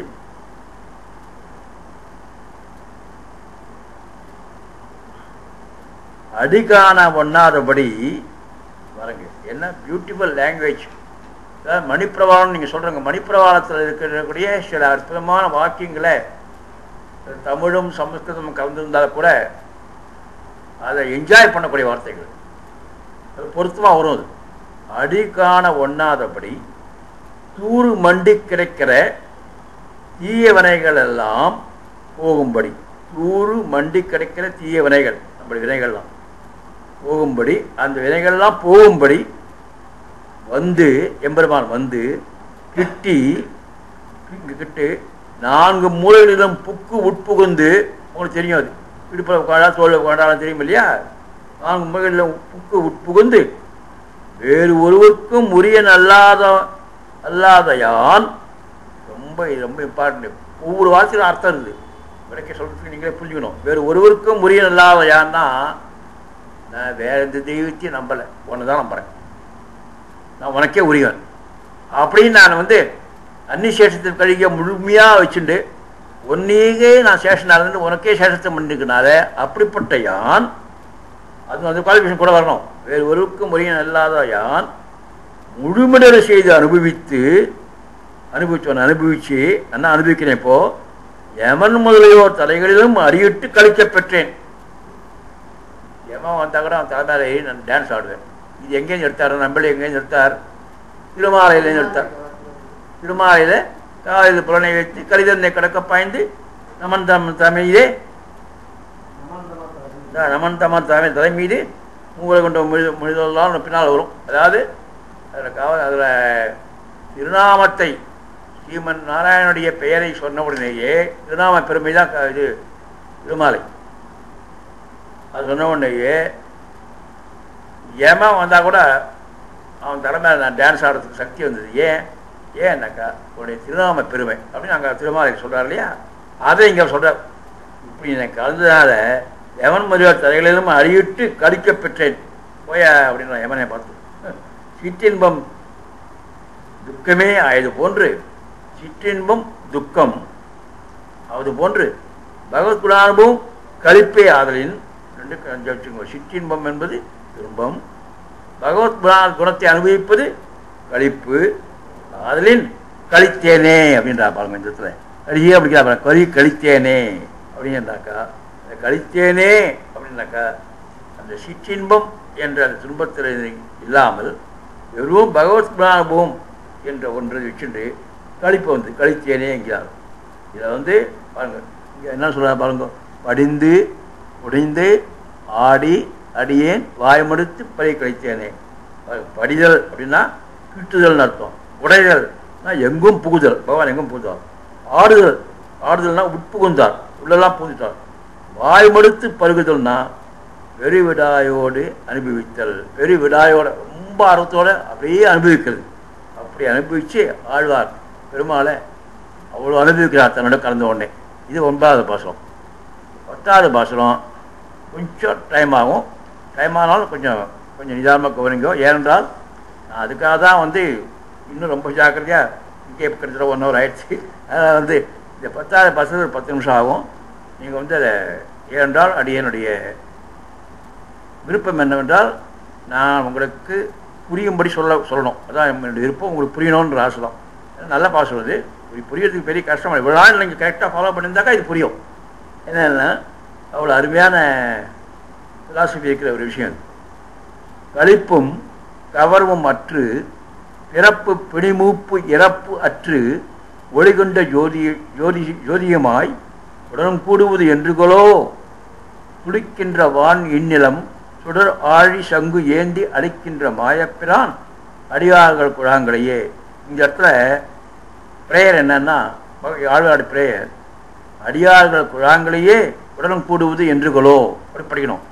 வாச கேள்விச்சுங்கள அடியார்கள் குழாங்களையே உடன் கூடுவது என்றுகளோ அப்படின்னு அவர் ஏங்குறார். நினைத்த பொருள் கிடைக்க பெற்றமையால் உலகாகும் களிப்பும் அது கிடைக்க பெறாமையால் உலகாகும் துன்பமும் நீங்கி. இதை பாருங்க, இதை நீங்கள் நான் 2 தடவை சொல்லணும் அவசியம் இல்லை, கொஞ்சம் நிதானம் படிக்கிறேன், ஃபாலோ பண்ணுறேன். 2 தடவை சொன்னால் டபுள் டைம் ஆகும். நீங்கள் உலகாகும் துன்பமும் நீங்கி இவை இரண்டுக்கும் அடியான பிறப்பும், இந்த களிப்பு துன்பம் இரண்டிற்கும் காரணமான அந்த பிறப்பும் அந்த பிறப்புள்ள இடத்தே சென்று போகின்ற நோயும் வேறு ஒன்றால் நீக்க ஒண்ணாத முதுமையும் இறப்பும் நீங்கி. இறப்பு அதில் புகுந்த நோய், நீக்க ஒண்ணாத முதுமை, இறப்பு இவைகளெல்லாம் நீங்கி வேறொடி மயமான திருமேனியனை உடையவுமாய் மழை பொழிகின்ற ஆகாயத்தையும் பூமியையும் ஆழியையும் சங்கையும் ஏந்தி காத்தருடுகின்ற ஆச்சரியமான குணங்களையும் செயல்களையும் கொண்ட இறைவனை சார்ந்த நித்தியசூரியனின் கூட்டத்தை ஒரு நீராம்படி. என்ன பாருங்க, இது வந்து ஹைலி, அதாவது ஒரு ஐடியல்னா ரொம்ப பெரிய ஐடியல். நித்தியசூரியனின் கூட்டத்தை ஒரு நீராம்படி உடன்பட்டு கூறுவது என்றோ, ரெண்டும் சேர்ந்தா வாட்டர் சேர்ந்தா என்ன ஆகும், கலந்துருது. அப்படி நான் நிச்சயர்கள் கூட்டம் சேர்றது எப்போ? அப்படி யார் நிச்சயம்? யார்? இறைவன்கிட்ட சேர்ந்து. இறைவன் எப்படிப்பட்டவன் அது சொல்கிறார், பூரா சொல்கிறார். அதை ஏன் அப்படி சேரணும்? நமக்கு என்னென்ன போயிடும்? பிறப்பு, நோய், அப்புறம் முதுமை, இறப்பு எல்லாம் நீங்கி பகவானை போய் சேருது. அதாவது ultimate destination for all of us. Ultimate புருஷார்த்தம் எல்லாருக்கும் தான். Ultimate effect for all these points தான். அதாவது கடைசியாக நம்ம என்ன குறிக்கோள் வச்சுக்கோமோ அதுதான். இதாவது மோட்சம் நம்ம சொல்கிறோம். அந்த மோட்சத்தை இவர் எப்படி விரும்புகிறான்னு பாருங்க. மற்றவரெல்லாம் மோட்சத்தை விரும்பும்பொழுது இதெல்லாம் செஞ்சு நம்ம மோட்சம் போல முக்தி அடைகிறோம், முக்தனாகிறோன்னு. அப்படி இல்லை. நித்தியசூரியனுடைய கூட்டத்தில் நீராய் கலந்து அதை கூட அது எப்போ நடக்க போகிறது எனக்கு அப்படின்னு ஏங்குறாரு. அதான் இது திருவள்ளுவரில் வந்து 310 குறள் நினைக்கிறேன். இதை மோட்சத்தை பேரா இயற்கை என்றார். பேரா இயற்கை என்னும் விசேஷ உரை இப்பாசுரத்து மோட்சம் என்பதற்கு வந்தது. களிப்பு கவர்ச்சிகளும் பிறப்பு பிணி மூப்பு இறப்புகளும் முதலின இன்றி உயிர் நிர்தரிசிய இன்பத்தால் நிற்றலினாலே அது பேரா இயற்கைன்னு வந்தது. முதலின இன்றி உயிர்.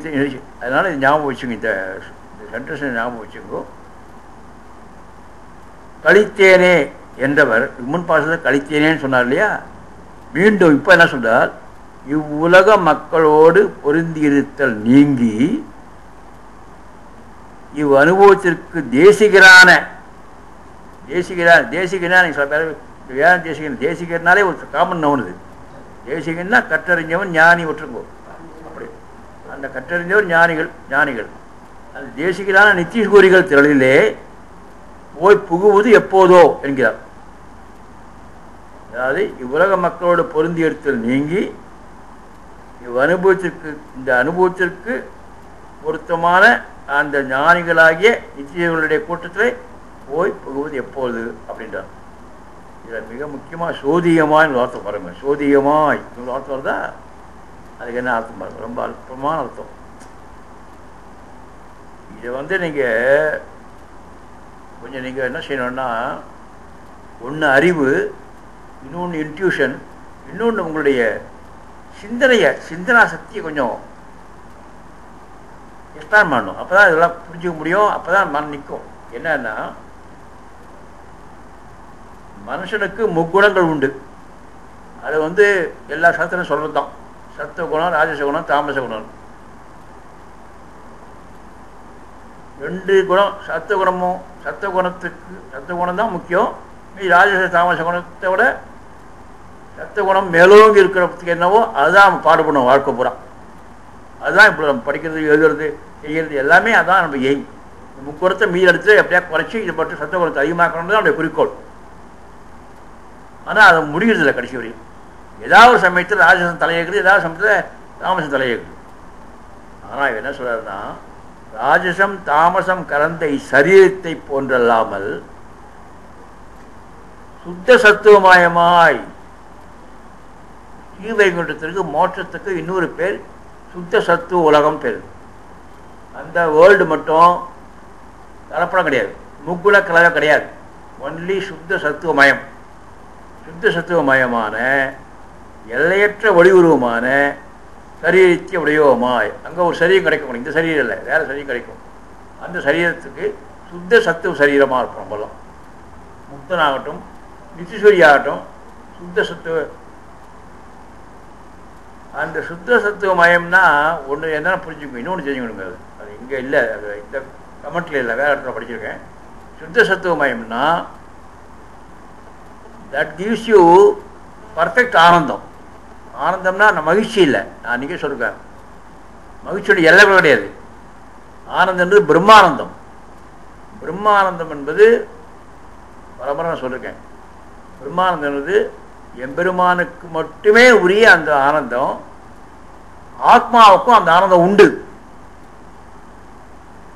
தேக சம்பந்தத்தினால கர்மானுகூலமாக நமக்கு அந்த சம்பந்தம்லாம் போய் அல்பமான மகிழ்ச்சி ஆனந்தம் நினச்சின்னு உட்காந்து நம்ம இது ஆனந்தம் கிடையாது. அதுதான் ஆனந்தம். அந்த ஆனந்தம் எப்போ வருதுன்னா, சுத்த சத்துவமாக நம்ம இங்கே ஆகிட்டோம்னு வச்சுக்கோங்க, நமக்கு வரும். சில ஞானிகள் இங்கே சுத்த சுத்தமாக இருக்கான்னு சொல்கிறா. ஒருத்தர் 2 பேர் ஆழ்வார் இருந்துருக்கலாம், அதை இருந்துருக்கலாம். சுத்த சத்துவம் அவளுக்கு அந்த ஆனந்தம் இருந்திருக்கும். ஆனால் அங்கே ஸ்ரீவைகுண்ட பெருமாள் கிட்ட சுத்த சத்துவமயமாய் எல்லையற்ற வடிவமான சரீரத்தை உடையமாய் உடன் கூடுவது என்று கொலோ அப்படின்றது. அதுக்கு என்ன சொல்றாருன்னா, நான் எனக்கு என்று அகல வேண்டாத இவ்வுடம்பை உடையார் திரளிலே போய் புக்கு. என்ன அருமையா இருக்கு பாருங்க. நெருக்கப் பெறுவது என்றோ, போய் புக்கு நெருக்கப் பெறுவது என்றோ. அதாவது நான் எனக்கு என்று இந்த எண்ணங்கள் நமக்கு முக்குண கலவையால் வருது. ஞாபகம் வச்சுக்கோ, முக்குண கலவை ராஜசாமத்தால் தான் அந்த நான் எனக்கு வருது. அது இல்லாமல் சுத்த சத்துவமான உடம்பை வச்சுக்கிற அந்த நித்திசூரியர் இருக்காளே, அந்த உடையவர்கள் அவருடைய கூட்டத்தில் போய் முக்கு நிற்கப்படுவது என்றோ அப்படின்னு சொல்கிறார். அதுதான் உடன் கூடுவது என்று கொலோ. இதுக்கு அர்த்தம் அதுதான். அப்புறம் இந்த துடிக்கின்ற பிரான் இருக்கா பாருங்க, என்ன அருமையான அர்த்தம் பாருங்க. அது துடிக்கின்ற வான் இந்நிலம் சுடராழி சங்கு ஏந்தி அடிக்கின்ற மாயப்பிரான். அதுக்கு என்ன அர்த்தம் பாருங்க. என்ன இதை இது ஒரு நிமிஷத்தில் ஒரு அரை மணி நேரம் சொல்கிற விஷயமே இல்லை. ஆனால் முடிஞ்சளவுக்கு இது நம்ம வச்சு சொல்கிறோம். அவ்வளோதான். என்ன சொல்கிறாருன்னா, நம்பள்ளி வீட்டில் இது அர்த்தம் என்ன சொல்கிறாருன்னா, பாண்டிய நாட்டிலேருந்து சில வைஷ்ணவர்கள் நம்பிள்ளை சுவாமியை போய் சேவிச்சாலும். நம்பிள்ளை காட்சி அவன் ஸ்ரீரங்கத்தை சொல்லியிருந்தார் இல்லையா, அங்கே போய் சேவிச்சுக்கிட்டு எங்களுக்கு ஏதாவது ஒரு வார்த்தை சொல்லுங்கோ, எங்களுக்கு ஒரு சந்தோஷத்துக்கு ஒரு வார்த்தை சொல்லுங்கோ அப்படிங்கிறாலும்.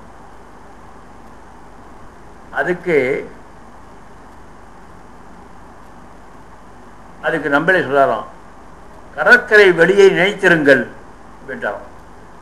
நம்பிள்ளை சுவாமி அந்த வைஷ்ணவரை பார்த்து கடற்கரை வெளியை நினைத்திருங்கள் அப்படின்னாராம். உடனே அந்த வைஷ்ணவர்கள் நம்மளை மாதிரி வச்சுங்களேன், இல்லை என்ன மாதிரி வச்சுங்களேன், அறிவு இல்லை. அது என்ன சொல்கிறாருன்னா, கரைக்கு வெளியில் நினச்சிட்டுக்கணுமா? இப்போ கரைக்கு வெளியில் மணல் மேடு இருக்கும், இல்லை நல்ல மரம் காடு இதாக இருக்கும், அதை நினச்சிட்டுக்கணுமா நாங்கள்? அப்படி கேட்டோம் திரும்பி. அதுக்கு சொல்கிறார், கடற்கரை வெளியின்றது எப்பவுமே நம்ம சம்பிரதாயத்தில் கடற்கரைன்னாக்கா, நான் அடியே மாதிரி அற்பறிவு படிச்சதுக்கே எனக்கு அதுதான் ஞாபகம் வருது. மற்றவங்களே எவ்வளோ ஞாபகம் வரும். கடற்கரையினாலே ராமன் கடற்கரை இருந்தால் ராமாயணத்தில் அதுதான் கடற்கரை, எதுவும் கடற்கரை கிடையாது. நான் முன்னாலே சொல்லணும்னு ஞாபகம் இல்லை. பகவத்கீதையில் சர்வதர்மாம் பரித்யஜ்ய மாமேகம் சரணம் பிரஜான்றது அதான் சர்மஸ்லோகம். நம்ம ஒத்துட்டோம், அதுதான் ஃபைனல். அதை விட நமக்கு கிடையாதுன்னு. ஆனால் அது பெரிய கான்ட்ரவர்சி உண்டா கேட்சி. என்னன்னா, அதை விட கடற்கரை பேச்சு, அவருடைய கடற்கரை பேச்சு தான் பெஸ்ட். அது ஏன்னா அது நமக்கு அந்த கான்ட்ரவர்சி வேண்டாம். ஆனால் நம்ம ரெண்டுமே ஓடணும். அந்த கடற்கரையினாலே ராமனும் வானவர்களும் கடற்கரையில் இது வெயிட் பண்ணி அதுக்கப்புறம் அணை கட்டி போன அந்த இது. அப்போ பீஷன் சொன்னால் இருந்து அதெல்லாம் நடக்குது பாருங்க. அந்த கடற்கரை, அந்த கடற்கரைனே அதை முதல்ல வச்சுங்கோ. கரைக்கு வெளியிலே வெளியே நினைத்திருங்கோள் அப்படின்னாக்கா, ஸ்ரீராமன் கடற்கரையிலே வானக்கூட்டங்களுடன் இருந்தது. என்னன்னா, எழுதிக்கல பட்ட சொல்கிறேன். வானக்கூட்டங்கள்லாம் ராமர் தொங்குச்ச முடிச்சுட்டு போனோம். அப்புறம் ராமர் முடிச்சோடனே அதுங்களாம் தூங்கிடுமோ. ராமர் அப்போ உடம்புல ஆயுதங்கள்லாம் வச்சுட்டு கடைசியவர் அவ மூச்சினவர்கள் கண்ணை மூச்சுட்டு காவல் காப்பான வாதங்களுக்கு. வாதங்களுக்கு ஒரு துன்பம் வரக்கூடாது அப்படின்ட்டு வாதங்களுக்கெல்லாம் காவல் காத்து வாதங்களே பாதுகாத்து ஆயுதங்களோட தன்னுடைய ராமருக்கு ஆயுதங்கள்லாம் என்ன பகவான் ஆயுதங்கள், அந்த ஆயுதங்களுக்கு காத்துட்டு போகிறோம். அப்படி ராமருடைய அந்த குணத்தை சொல்கிறது தான் அந்த கடற்கரை வெளியின்னா அதான் அர்த்தம். கடற்கரை வெளியில் நினைத்திருங்கன்னா என்ன அர்த்தம்னா, அப்படி சுவரட்சண சிந்தையற்று நேதனாகவே சர்வரட்சகன் கை கொண்டு ரட்சிக்கும். சர்வரட்சகனாகிய ராமர் நம்மை ரட்சிப்பான் அப்படின்னு நம்பிக்கையில் நீங்கள் பகவான் சரணாகதி அடைஞ்சிட்டீங்கன்னாக்கா அவன் தான் உங்களை ரட்சிப்பான். அதனால் நீங்கள் கடற்கரை வெளியை நினைத்திருங்கள் அப்படின்னா, கடற்கரை வெளியிலே ராமன் வானரங்களுக்கு எப்படி ரட்சித்தானோ, ஏன்னா வானங்கள் ஏற்கனவே சரணாகதி அடைஞ்சிடுச்சு ராமர்கிட்ட. ஆகவே அப்படி நீங்களும் பகவானை சரணாகதி அடைஞ்சிக்கணும்னா நீங்களும் ராமரால் பகவானால் ரட்சிக்கப்படுவீர்கள் அப்படின்னு அந்த அவ்வளோ அர்த்தத்துக்கு சுருக்கமாக கடற்கரை வழியை நினைத்திருங்கள் அப்படின்னு சொல்லி அமைச்சார். அதுதான் இந்த இடத்துல அதை என்ன சொல்றாருன்னா, துளிக்கின்ற வான் இன்னலம் சுழலாடி சங்கு ஏந்தி அடிக்கின்ற மாயப்பிரான் அப்படின்னு பகவானுடைய குணத்தை சொல்லும்போது அப்படி சொல்கிறார் நம்மளுடைய வாக்கு. அப்புறம் இன்னொன்று ரொம்ப அருமையான சொல்கிறார் பாருங்க.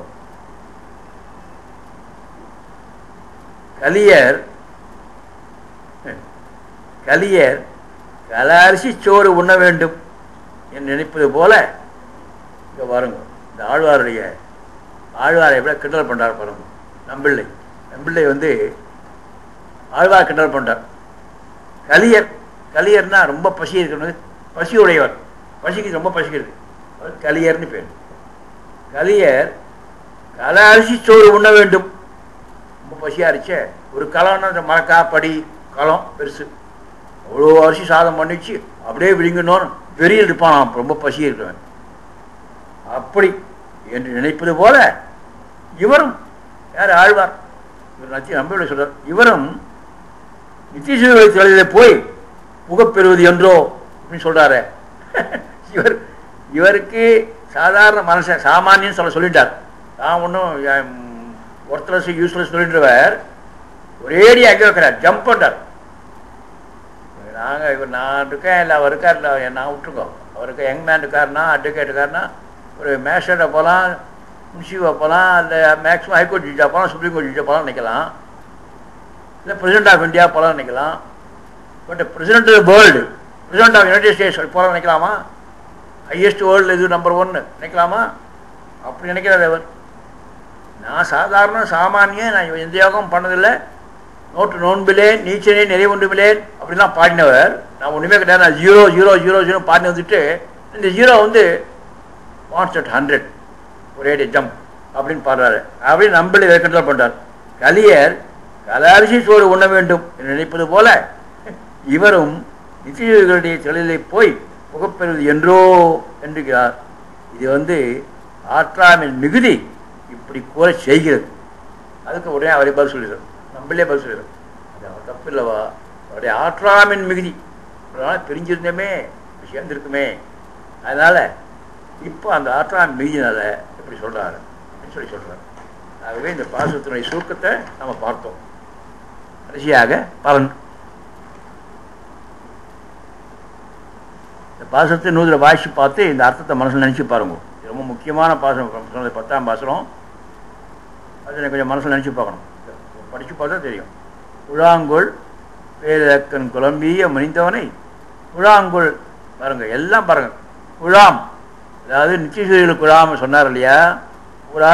அதனால் கடைசி பாசத்தில் எல்லாம் குழாம் குழாம் குழாம் குழாம் வரும். ஃபர்ஸ்ட் வேர்டு குழாங்கொள் பேரக்கன் குழம்பிய முடிந்தவனை குழாங்கொள் தென்குருகோள் சுரகோமன் தெரிந்துரைத்த குழாங்கொள் 1000 இவை 10 முரண்பாடி குழாங்களாய் அடியே உடங்கூடி நின்று ஆடிவினே. என்ன அற்புதமாக அமைகிறார். பலனை பாட்டுதான் அவசியமாக ஏதோ அமைச்சு போயிருக்கலாம். அது கூட ரொம்ப அற்புதமாக அமைச்சிருக்கார். அடியீர் குழாங்களாய் இவை 10 உடன்பாடி உடன்கூடி நின்று ஆடுமின் பெருமை பெற்றவனும் இராவணனை முடித்த இறைவன் விஷயமாக ஸ்ரீவைஷ்ணவர் கூட்டமாக தங்கி அழகிய திருக்குறியூர் சடகோபன் ஆராய்ந்து அருளி செய்த பாருங்க. அடியார் பொருள் உணர்ச்சியோடு பாருங்க. நம்பிள்ளை பாருங்க, எல்லாத்தையும் சொல்றாரு பாருங்க. பாசுரம் அனுசந்தானம் பண்ணியாகணும். பொருள் அறிந்துக்கிட்டு விடணும். அர்த்தம் தெரியாமல் பார்க்கக்கூடாதுன்றது திருப்பியும் சொல்றார். பொருள் உணர்ச்சியோடு அன்பிற்கு போக்கு வீடாக வாய்விட்டு பாடி கூட்டமாக சேர்ந்து நின்று அனுபவியுங்கள். இத்திருவாய்மொழியை உனக்கே நாம் ஆட்செய்வோம் என்று இருக்கும் அடியவர்கள், ஆண்டாள் பாசுரம், அடியவர்கள் என்னை போன்று தனித்திராமல் திரளாக அனுபவியுங்கள். அவன் நம்மால் பாருங்க பொந்தில் உட்காந்துக்க, என்னை பார்த்து தனியாக பாட்டுக்காதுங்கயா, நீங்களாம் கூட்டமாக பாடுங்கோ அப்படின்னு ஆழ்வார். 2 ஸ்ரீ வைஷ்ணவர்களுக்கு ஜீவனமாக இங்கே பாருங்க, 2 ஸ்ரீ வைஷ்ணவர்களுக்கு ஜீவனமாக இருக்கவே குழாங்கொள் 1000 என்கிறார். இது இந்த 2 ஸ்ரீவைஷ்ணவர்கள் கூட்டத்துக்கு ஜீவனம் என்ன தெரியுமா? ஜீவனம் இதுதான். கூட்டக்கணுமா பாயிண்டே போகிறது தான். கோஷ்டின்னு வர கோஷ்டி ஒரு ஊர்லேயும் அதான் ஜீவனமாக தான். ஜீவனம் இது குழாங்கொள் 1000 என்கிறார். அதுக்குதான் குழாங்கொள் 1000 சொல்லலாம். அப்படியா என் நம்பில கேட்க திருவாய்மொழி ஜீவனம் ஆகுமோ? சில சொன்னால் சாப்பாடு வந்துடுமா? காட்ட மாதிரி ஆகிடுமா? ஜீவனம் ஆகுமோ எனின் ஏன் ஆகாது? தொண்டருக்கு அமுது உண்ண சொன்ன சொன்மார்கள் சொன்னேன். அவரே சொல்றார் இல்லையா? ஆழ்வாரே சொல்றார், தொண்டர்களுக்கு அமுது உண்ண சொன்ன மாலைகள் சொன்னேன். இதே சாப்பாடு. தொண்டர்களுக்கு என்ன சாப்பாடுன்னா ஆழ்வார் பாசம் தான் சாப்பாடு என்று அந்த தமர பெருமான் அடியேனே என்பது இவர் திருவாக்கு முடிக்கிறார். அடியே உடன்கூடி என்று ஆகுமின் அரிசியாக முடிக்கச்ச ரொம்ப அற்புதமாக இருப்பாங்க. அவன் பக்கலிலே பாரத்தை அவனிடம் ஒப்படைத்தவர்கள நீங்கள் ரொம்ப அருமையான பாசம், அருமையான ஜாக்கியான். அவன் பக்கலிலே பாரத்தை அவனிடம் ஒப்படைத்தவர்கள நீங்கள் நம்ம பாச சொல்றார். பாரதம் ஒப்படைச்சிட்டோம் பகவான்கிட்ட. அவன் கிட்ட பகவான்கிட்ட 4 இருவர் ஏதோ 4 பேர் 2 பேர் கிடைக்க மாட்டாளா அப்படின்னு அது பேக்கெட் அவரே சொல்றார். அனுகூலம் கிடைக்காமையாலே நிறைய பேர் கிடைக்க மாட்டேன்றா. ஒரு ஊரில் 2 பேர் 4 பேர் கிடைப்பா இல்லையா? அவரை சேர்த்துக்குங்கோ. இங்கிருக்கும் 4 நாளும் 4 நாள் அவ்வளோதான் கிடைக்கும். அது மாதிரி செய்யும். மம்மி நம்ம அளவுக்கு இது போயிடும். இங்கிருக்கும் 4 நாளும் தள்ளத்தக்க அர்த்த காமங்களை பற்றி பணம் காமங்கள் சொல்லிட்டு போயா சீறுபாறு என்னாதே ஒன்று நானே உடனே ஞாபகம் சில இன்சிடென்ட்ஸ்லாம் அதுக்கு சொல்ல நடந்த விஷயங்கள்லாம். சீறுபாறு என்னாதே நம் பெரிய குழாத்திலே போய் புகுமளவும் ஒரு மிடராய் அனுபவிக்கு பாருங்கோள் அப்படின்னு சொல்லிடுறார். அப்படி சொல்லி முடிக்கிறார். தலை கட்டுறார். நம்பிள்ளை வியாக்கியானத்தில் சொல்லி முடிக்கிறார். முடிச்சுட்டு கடைசி ஒரு பேராக்க நீங்களே வாசிச்சுங்க. அப்புறம் ஒரு பேரா அது என்னன்னா 10 பாசத்துக்கும் சம்மரி சொல்வார். நீங்கள் வாசிக்கலாம், ஒன்றும் இல்லை, அதை கருத்து சொல்லுங்கள். ஆகவே அப்படியே சுருக்கமாக சொல்லிருக்கேன். ஆழ்வார் எம்பெருமானார் ஜீர்த்திரு விகிலேசானம்.